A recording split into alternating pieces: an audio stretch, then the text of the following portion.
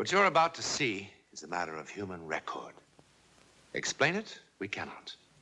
Disprove it, we cannot.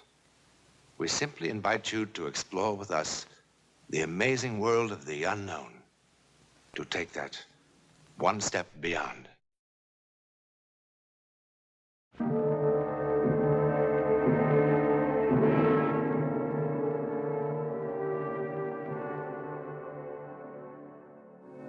What you're about to see has haunted the minds of men for 40 years. A miracle or a soldier's fable? You decide. At 22:30 hours on the night of November the 14th, 1915, something happened in the war-darkened skies over Europe. It was seen by a British mortar unit here in Flanders. It was reported by a Russian sentry on the East Prussian front. It interrupted the maneuvers of an Italian infantry company here. It was observed by an Allied reconnaissance plane over the English Channel. Thousands of soldiers from all the nations of Europe ultimately were involved. But in the beginning, there were only 4.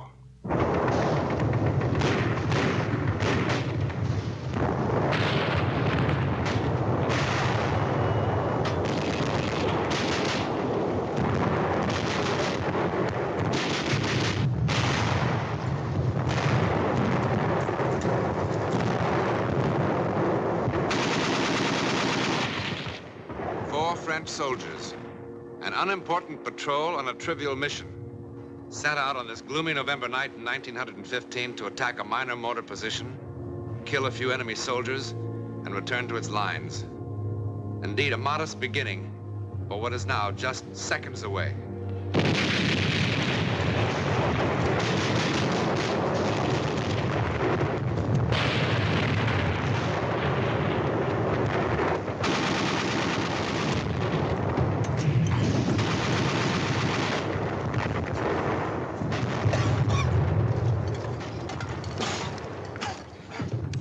Think of all the pleasant things a man of my sensitivity could be doing tonight. Watching the ballet, playing the piano, enjoying vintage wines. A night like this is good for only 2 things: picking pockets or making love. And on your feet.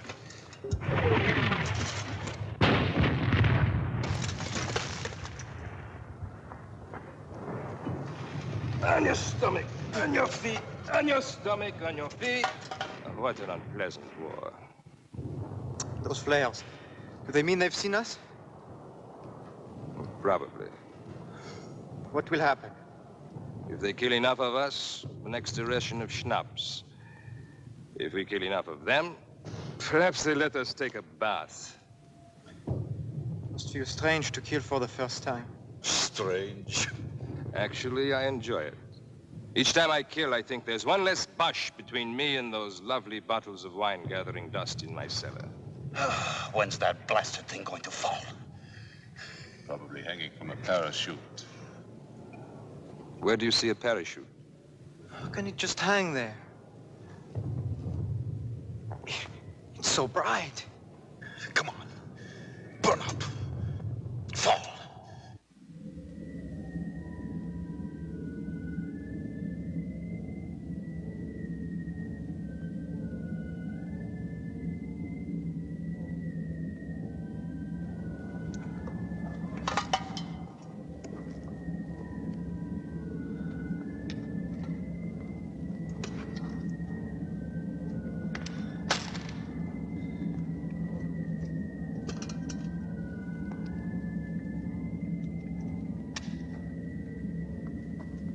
Get down, you fool.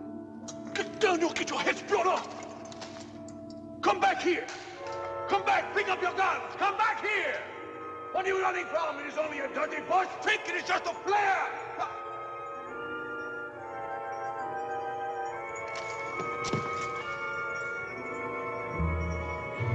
Oh, my God. My God.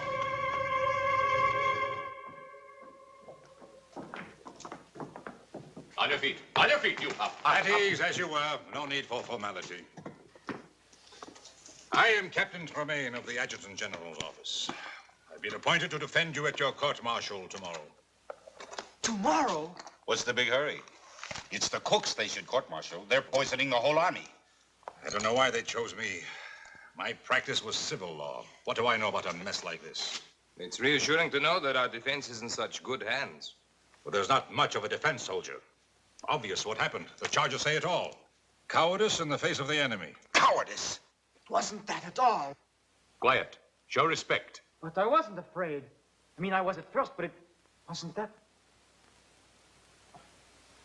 Do you know who the prosecutor is? Major Lamar of the High Command, that's all. I've just been a captain for the last 2.5 weeks. I don't suppose the captain would be demoted if he should lose his case. Oh, don't worry about that. He'll lose all right. It's bang, bang, bang for us. Well, how can I win? It's all here in black and white. At a time when the Boche are defeating us everywhere, Lamar will eat me up alive. Well, I'll do the best I can. But you'll have to be absolutely honest with me. No need to hold back anything. Sergeant Vai, look at this record. I just don't understand it. The Croix de Guerre. What happened? How could a brave man like you run from the enemy? Ask the others. I'm asking you.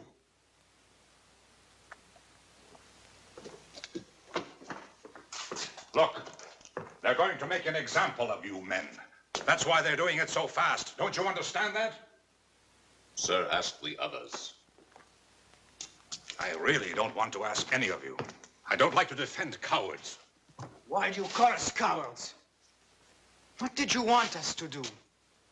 At first, I was blinded by the light. I couldn't see anything. And then I wasn't in the shell hole anymore. I wasn't. I was home. Home? Yes. I was home. No, it wasn't my imagination. I was really there. It was morning. I was in the kitchen. Mama was pouring milk for breakfast. And Papa was putting on his working shoes and talking about the day's work. My little sister was there. And through the window, I could see the sun, the way it hit the fields. A flock of birds. I was home. And I was happy. And then I felt the rifle in my hand, and I thought, what am I doing with this? So I threw it away. I was home. In the middle of the battle, a light blinds him, and then he's at home. Has a doctor examined this boy lately? Look, why don't you let us alone? Did we ask for you? No, and I didn't ask for you. All right, then, goodbye. There is no way to speak to an officer. Get him out of here! Pauline, shut up or I'll bat your head in. Do you want to know where I was? Well, listen to this, Captain Fancy Pants.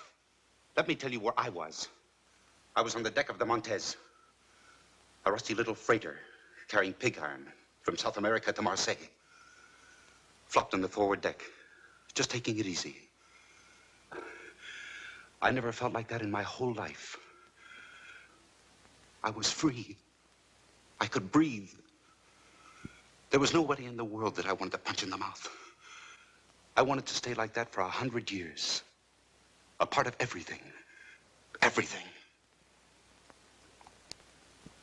Tell me I wasn't on that boat, and I'll make you eat all those pencils.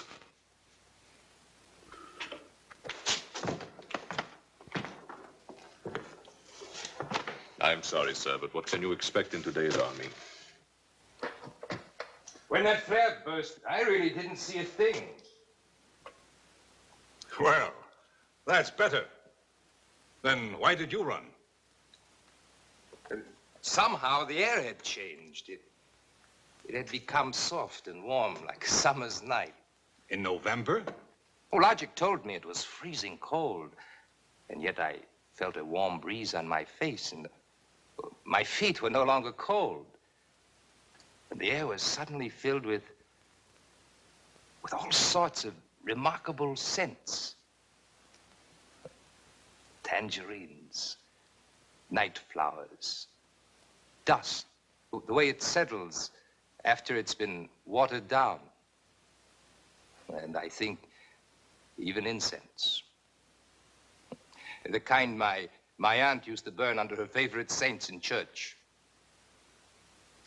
Feast of odors after the stink of war.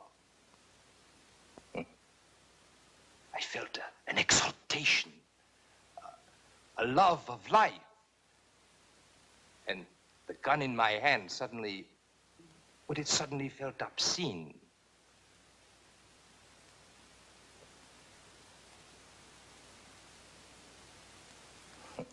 Obscene.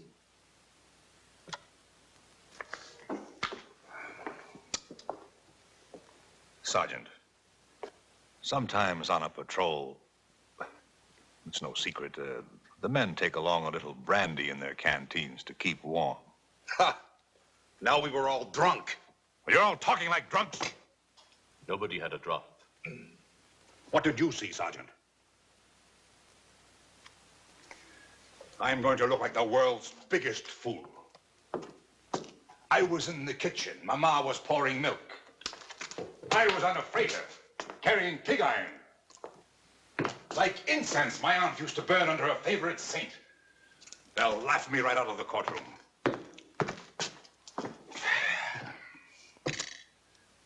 All right, let's begin again. I continue from the testimony of your men, Sergeant. Let me see.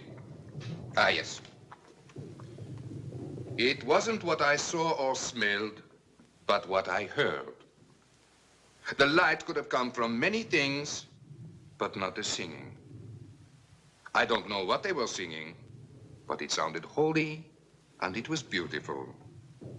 I started walking to where I could hear the voices better. Now, all this would be hilarious as a music hall sketch. But within the sound of enemy guns, I find the humor rather hollow. And I am more than a little surprised that the defense counsel would insult the intelligence of this court by introducing such trash as evidence. It's what the men told me. And what does the sergeant say? What did the sergeant see, hear, or smell? I heard the Bosch cannon and machine gun. I smelled, well, there was a dead body in the shell hole. I saw a flare that lasted a long time. Have you seen no other flares that lasted a long time? Not like this one. Maybe it was a new Bosch invention. It stayed there for I don't know how long. It was cloudy, and the flare cast shadows against the clouds. Well, at last we're beginning to hear some sense. You and your men were frightened by shadows and you ran. Is it correct? Yes, I suppose so, sir. Well, we should thank the sergeant for putting an end to all this nonsense once and for all. You're excused. Thank you, sir. One moment. The defense counsel has already questioned the witness. Just one more question, sir. You agree with Major Lamar that you and your men ran from the enemy? Well, sir, there was this shadow. You saw the shadow and you and your men ran. That's what you just said, correct? Yes, sir. Then I charge you with perjury. What else could it have been but a shadow? I am referring to this. On the direct examination, you said, here we are, we walked back to our lines. That's right. What's right? Walked or ran? If I may say so, the distinction is a small one. Sir, these men are on trial for showing cowardice in the face of the enemy. A coward does not walk. Walking made them heroes? Would you have the courage to walk across a battlefield? I beg your pardon, sir. I know that I would not have such courage.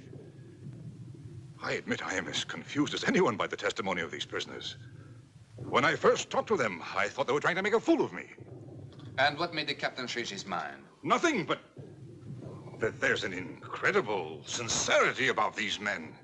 It has been my experience that men on trial for their lives are always incredibly sincere. Nevertheless, I insist that the records show that they walked. That the aforementioned soldiers are guilty of having shown cowardice in the face of the enemy.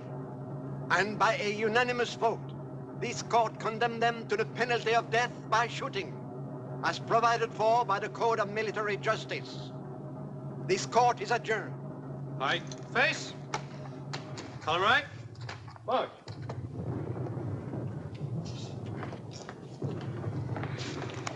Cheer up, Captain. You did a good job.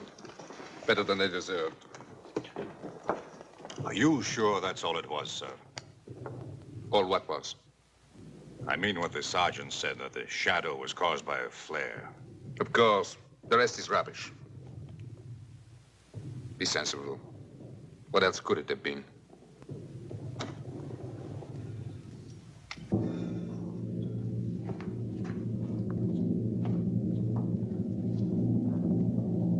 What else could it have been?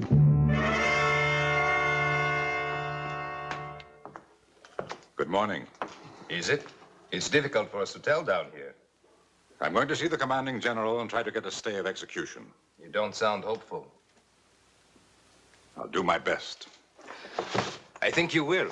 And that's most curious. Why? I'm a lawyer, that's why. When you first came down here, you wanted to spit in our eye. But in the courtroom, and now. Don't tell me you actually believe our outrageous stories. I don't know what I believe. Anyhow, while I'm in town, I could mail your letters if you wish. When do they get rid of us? It's scheduled for 1400 hours. No letters, Sergeant? After 18 years in the Army, I've nobody to write to, sir. Sergeant, is that all it was? Just a shadow? If I told them I saw Noah's Ark passing by, would that have saved us? No, I suppose not. Oh, Captain, you could do me a favor. When you go into town, you could get me a bottle of good cognac. Something really first-rate, I mean. I would like to have one last taste of first-rate cognac.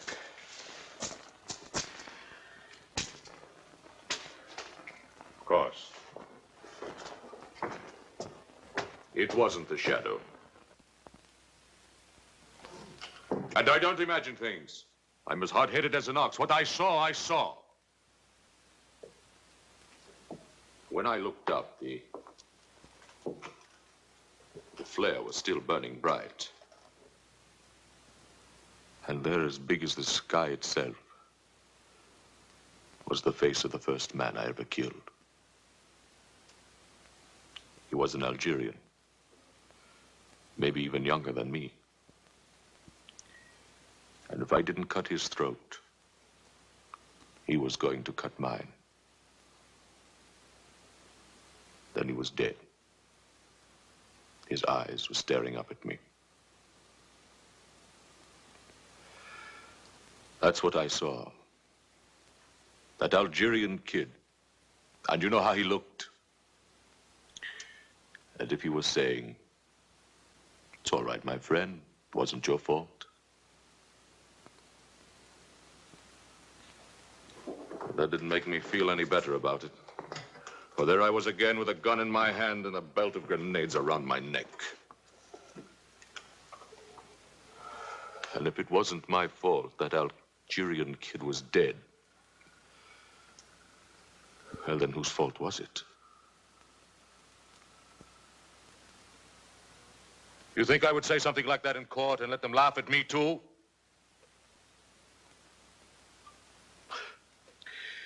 And if you were to get that cognac, well, I can still drink it, you. Better hurry, sir.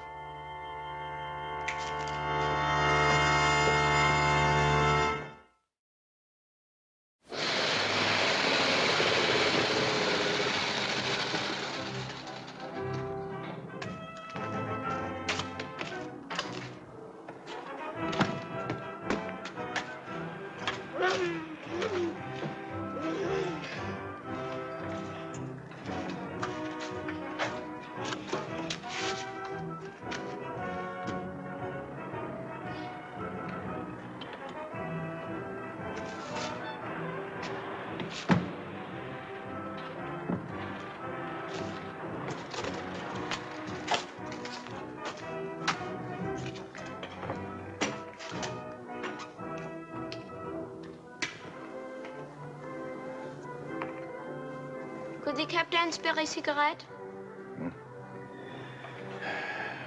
Take them all. Thank you, sir. Oh, thank you. My grandfather will be so happy. You see, we are all that's left of a family of 7. I'd like to return the captain's kindness. That's all right. Would the captain like a sack of white flour? At a reasonable price. No thanks. Or fresh butter or eggs? I have a fine Polish ham. Does the captain need any potatoes? A gold watch, in perfect condition. Solid gold. Bite it. Not after 2. It can't be that late. 10 after 1. My grandfather thanks you for the cigarettes. Can you get me some cognac? But of course. It's got to be first class. First class cognac is expensive. Doesn't matter. I'm not bringing them anything else. Pardon? I've got to have it right away. Have to be back at the prison before 2 o'clock. Our house is at the edge of town. Get in. I'll direct you.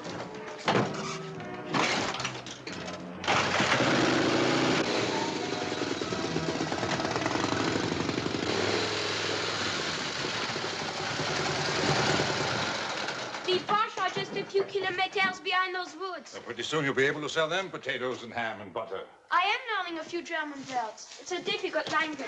I'm sure. The cognac is in the cellar. I'll get it.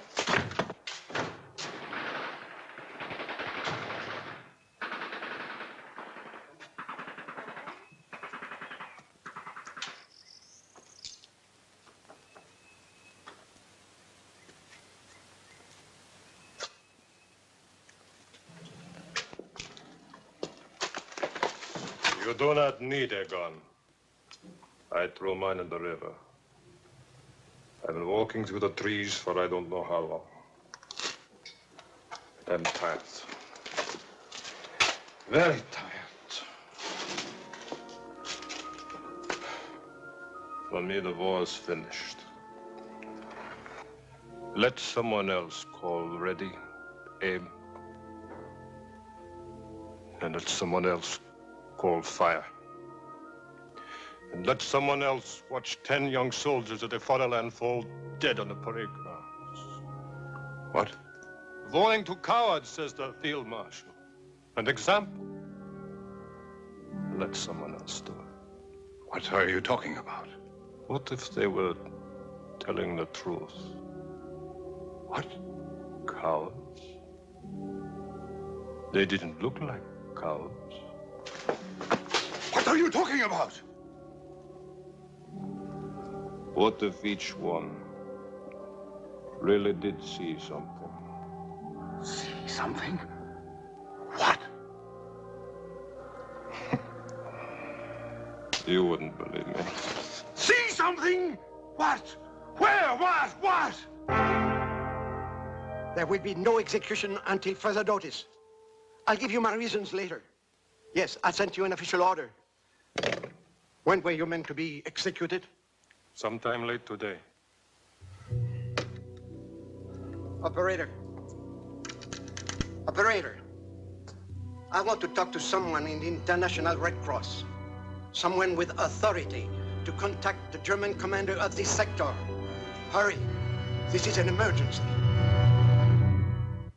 Of everything that happened, perhaps the final miracle was the chance meeting of 2 enemy soldiers because a sergeant wanted a taste of cognac. Within 24 hours, similar reports were coming in from all over Europe. Actually, no one was ever sure of what happened in the sky that dark November night. Ours is one version of the story. There are many others. But the one fact to remember is that more than 1,000 men did see or sense something. In any event, it is a matter of public record that for a while, men could not kill each other. And in the end, if all else is false, that is miracle enough.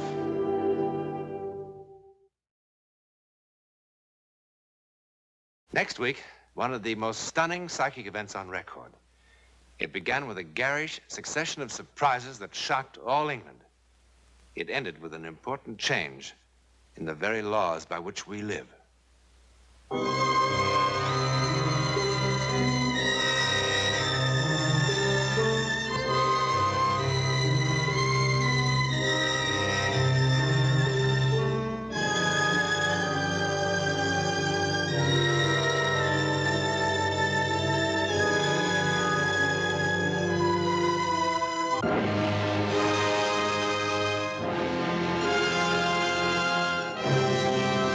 timeless full features.